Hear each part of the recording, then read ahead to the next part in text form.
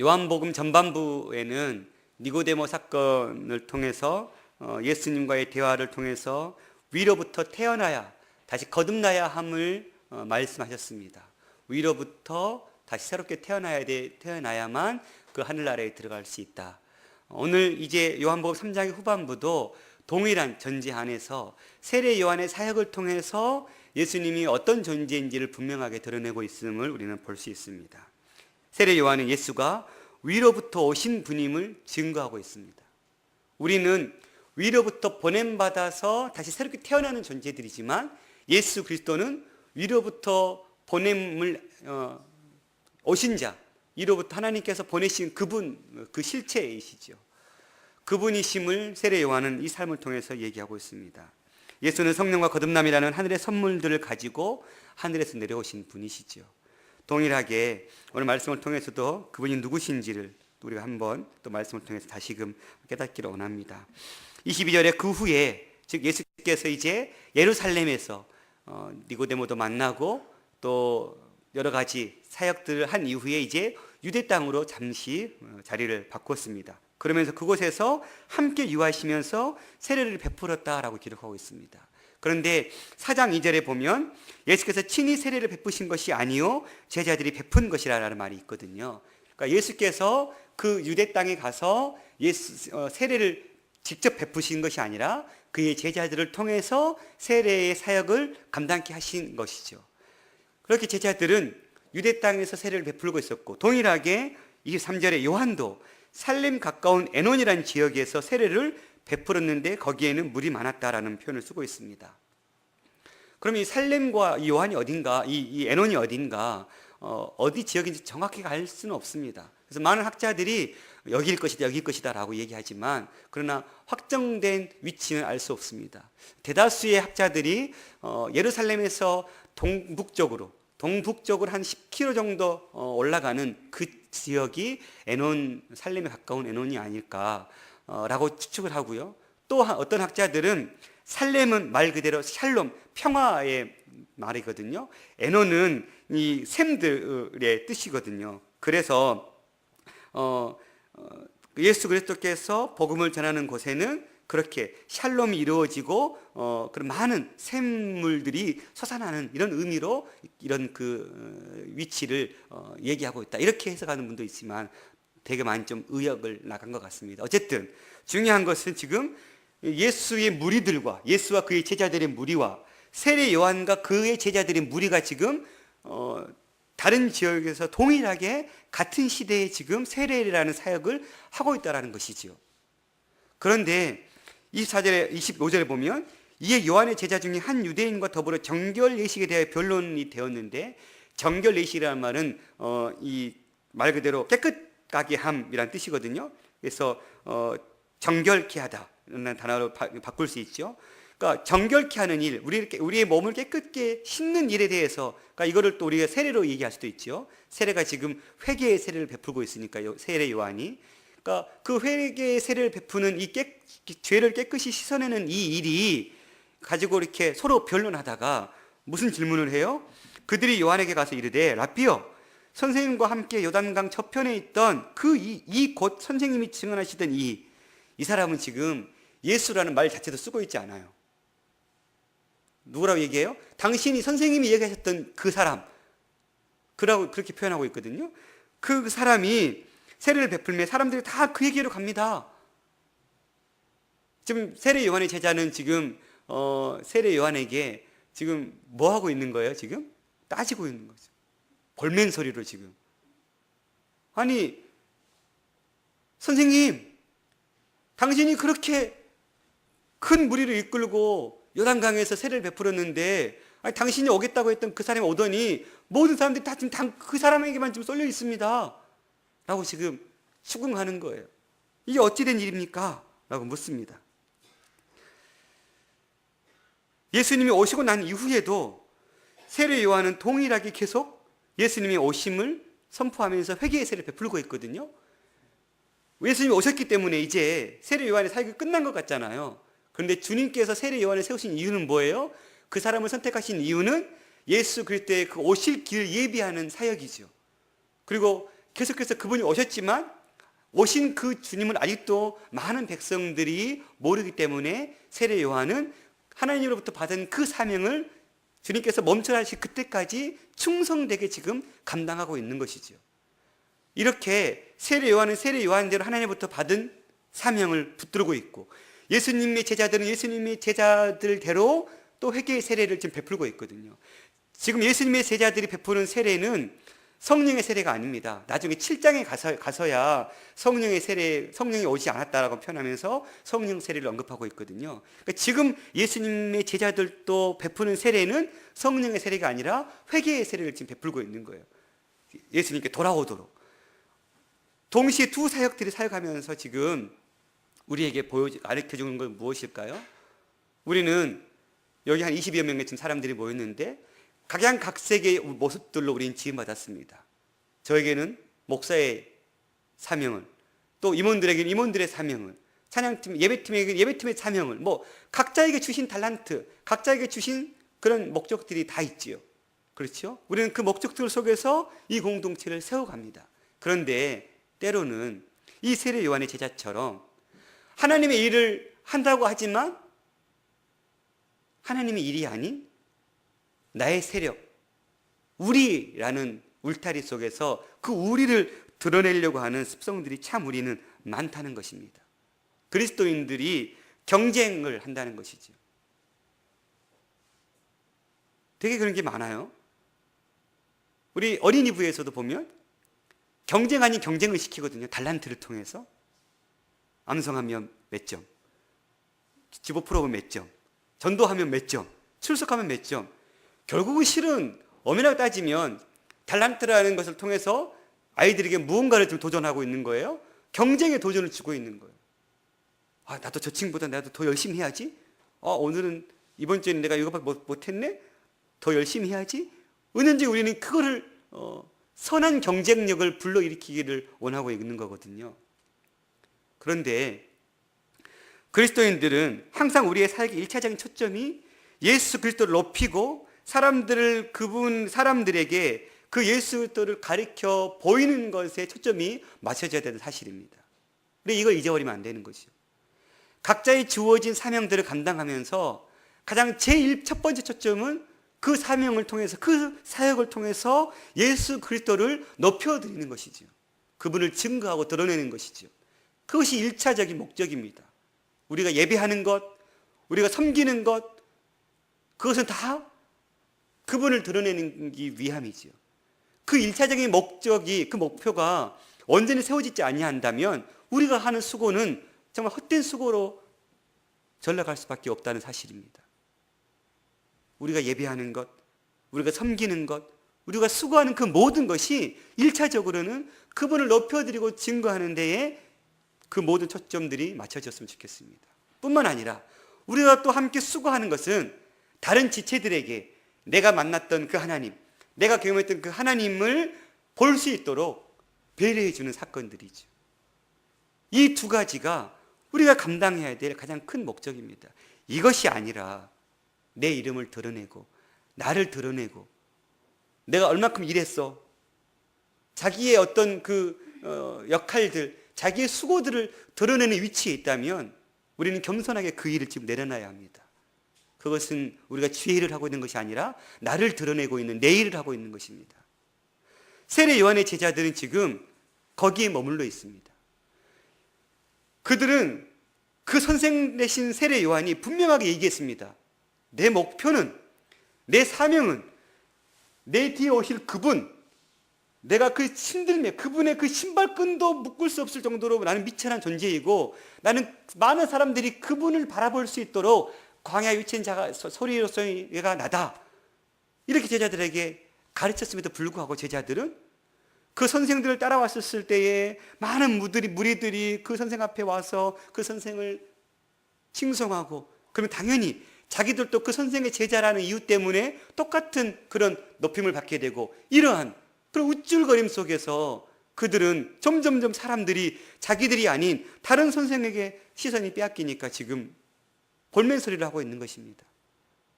아니 선생님, 왜 당신들의 제자를 지금 자꾸 뺏겨버립니까? 당신의 사람들이 다 지금 저 사람한테 가고 있습니다. 세례 요한의 제자들은 그 선생이 무엇을 위해 하고 있는지조차도 구별하고 있지 못했습니다.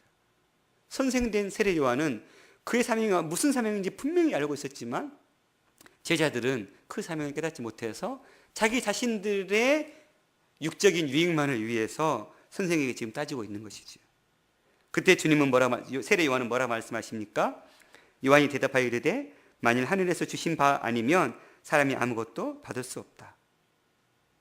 요한은 하나님께서 허락하시지 않는다면, 하나님께서 무엇을 부어주시지 않는다면 사람으로서는 어떠한 일도 할 수 없다라는 사실을 우리에게 지금 가르쳐주고 있는 것입니다. 우리가 내 열심 가지고 일할 수 있죠. 또 열매 아닌 열매를 맺을 수도 있습니다.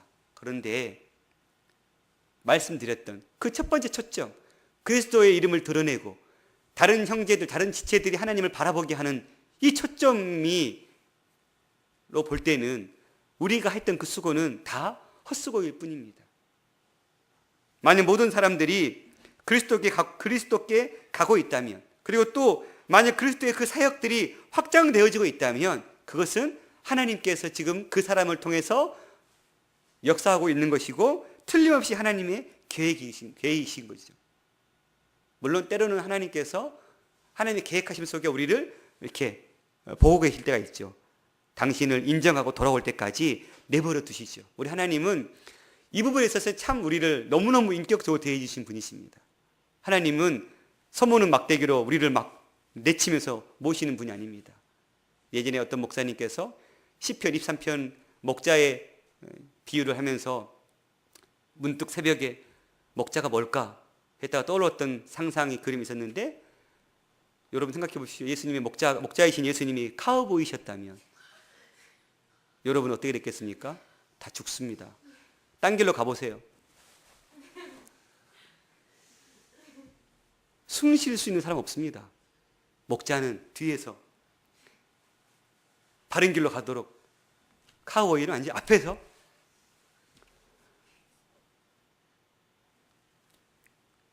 우리 예수님은 목자 되신 예수님이신데 그분은 내 인격을 너무너무 존중하시는 분이에요.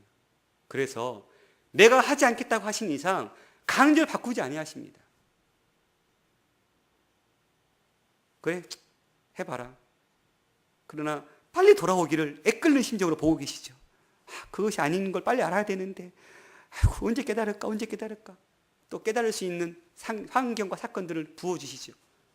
스스로 깨달을 수 있도록 철저하게 우리의 주권을 존중해 주신 분이시죠.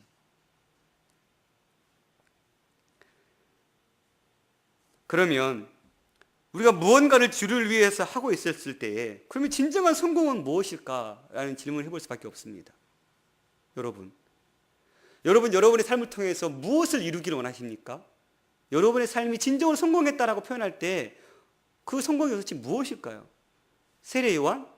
예수님의 앞길을 예비하면서 엄청난 일들을 했던 그입니다. 그런데 그는 헤롯 앞에서 목이 베어 죽임을 당했습니다. 예수 그리스도?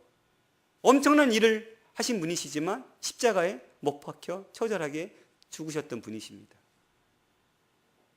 과연 성공했다라고 표현할 수 있을까요? 우리는 이 성공의 정의를 좀 다시 바꿔야 될 것 같습니다. 그냥 세상 사람들이 생각하고 있는 성공이라면 예수님과 세례 요한은 철저하게 실패한 사람들입니다. 그렇지 않나요?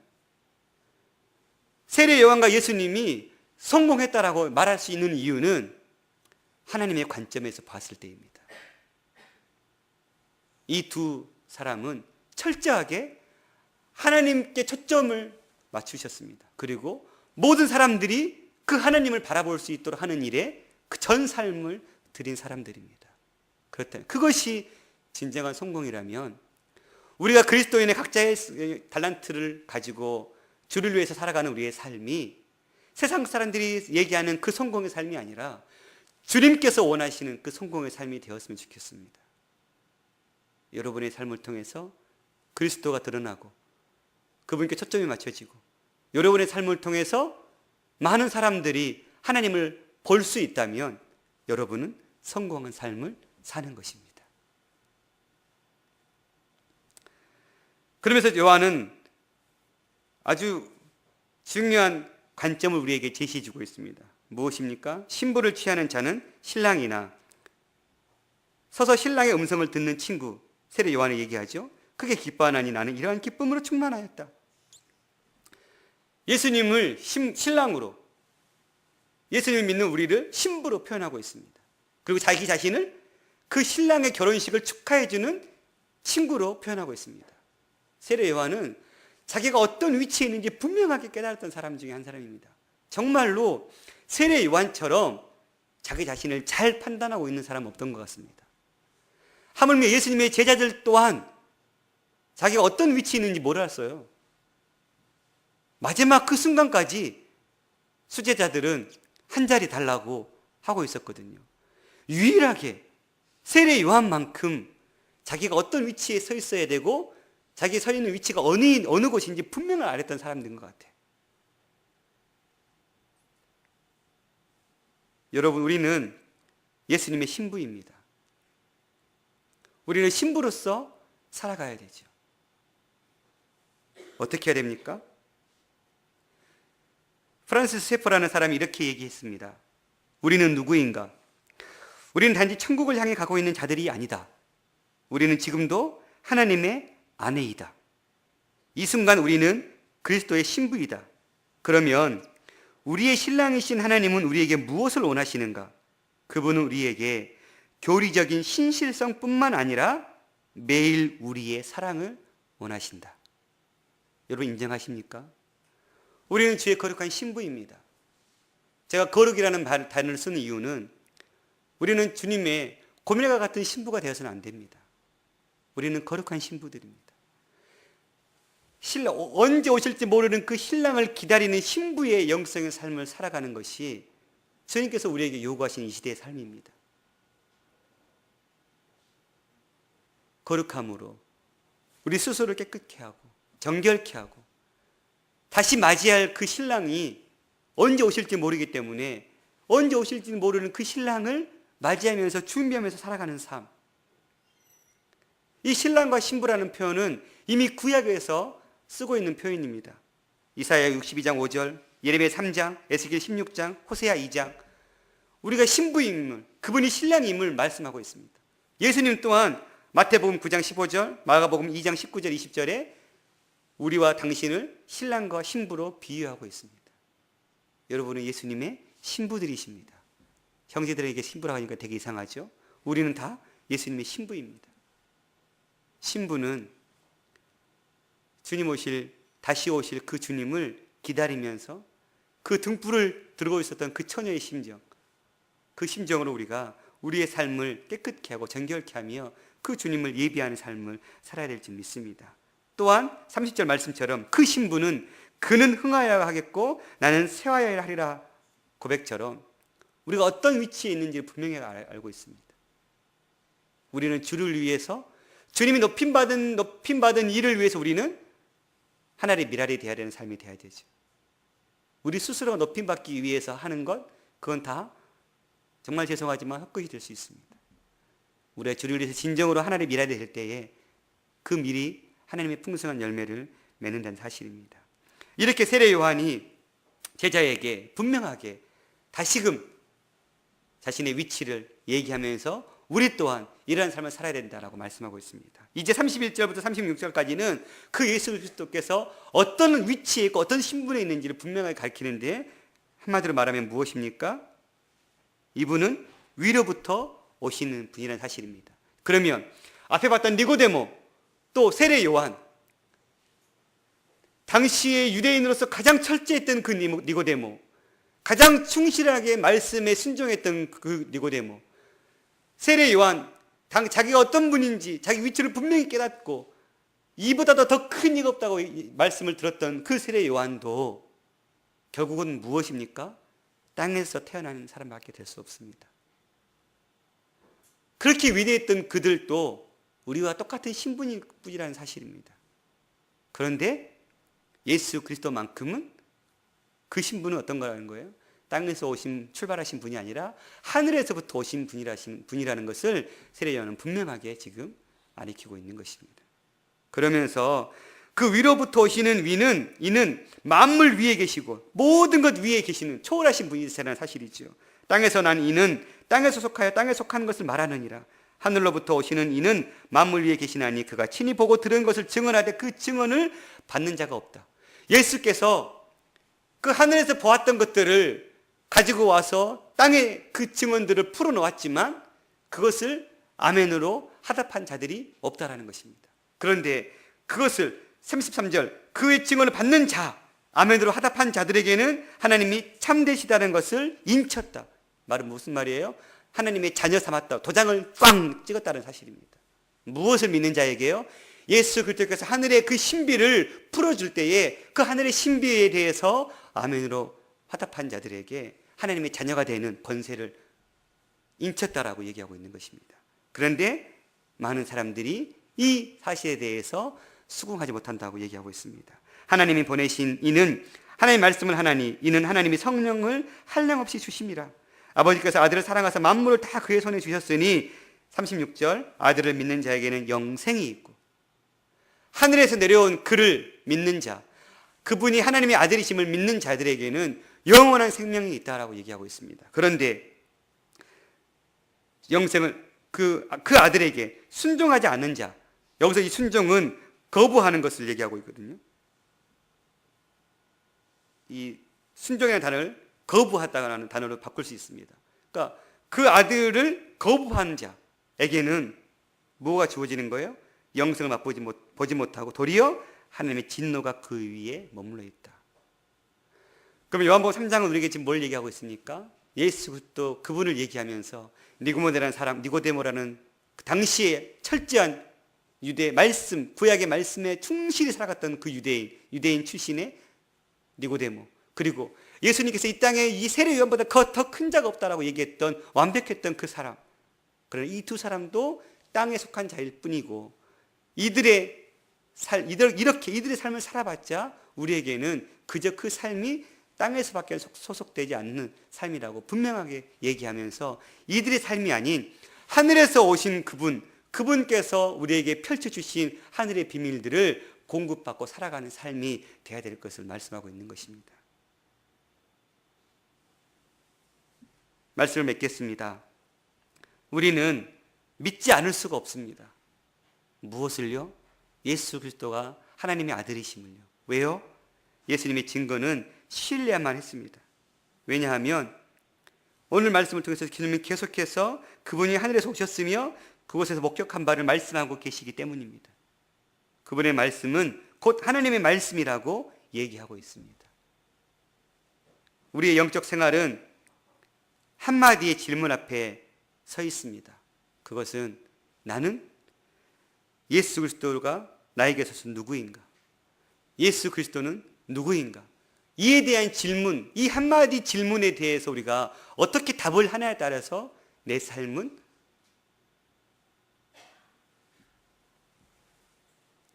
땅에 속한 자의 삶을 사느냐, 하늘에 속한 자의 삶을 사느냐의 기로에 서 있는 것이죠. 예수님이 누구신지 이해한다면 우리는 그분이 말씀하신 바를 믿지 않을 수가 없을 것입니다. 여러분에 있어서 예수님 스스로가 나중에 보면 우리 지난주에 묵상했던 것처럼 예수님은 당신이 하나님의 아들이심을 하나님 스스로가 증명하셨고 증인 서주셨고 세례 요한도 증인 섰다고 또 자기 스스로도 여러 가지 기적과 이적을 통해서 내가 하나님의 아들이심을 증거했다고 말씀하시고 또 말씀도 하나님의 말씀조차도 내가 하나님의 아들임을 증거했다. 그런데도 믿지 못했다. 이게 나중에 예수님의 결론이셨습니다. 사랑하는 청년 여러분, 여러분에 있어서 예수 그리스도 그는 누구십니까? 이 질문에 대해서 여러분 어떻게 대답하십니까? 그저 머리로 깨닫고 알게 된 대답이 아니라 정말 내 삶 속에 그분이 내 삶의 주관자라고 자신 있게 대답하시는 사람들이라면 정말 그분께 내 삶의 모든 주권을 다 정말 내어드리고 있는 삶을 살고 있는지 돌아봐야 하겠죠. 아직 그가 내 삶의 구세주인지, 그가 내 삶에 어떤 영향을 끼치는지 모르겠어 라고 생각되는 지체들에게는 그분이 정말 여러분에게 보여주신 이 비밀한 일들을 깨달을 수 있도록 그 믿음을 부어달라고 서야 될 줄 믿습니다. 인간이 어떠한 지식으로, 어떠한 경험으로도 주의 말씀을 이해할 수 없습니다. 성령께서 깨닫게 하지 아니하시면, 풀어주시지 아니하시면 마치 엠마오로 가던 두 제자가 예수님과 함께 동행하고 그 길을 걸었음에도 불구하고 그들의 눈을 깨닫게 해주지 못했다는, 바로 옆에서 그들과 함께 질문하면서 걸었던 그가 예수님인지 알지 못했습니다.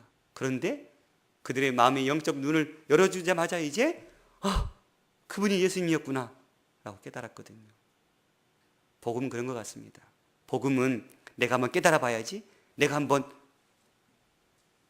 이 복음 앞에 한번 서보지, 그렇게 설 수 있는 것이 아닌 것 같습니다. 철저히 주께서 이 귀한 복음의 역사들을 깨달을 수 있는 은혜들을 베풀 수 있는 일에 설 수 있도록 우리가 세워졌으면 좋겠습니다. 우리 찬양 드립시다.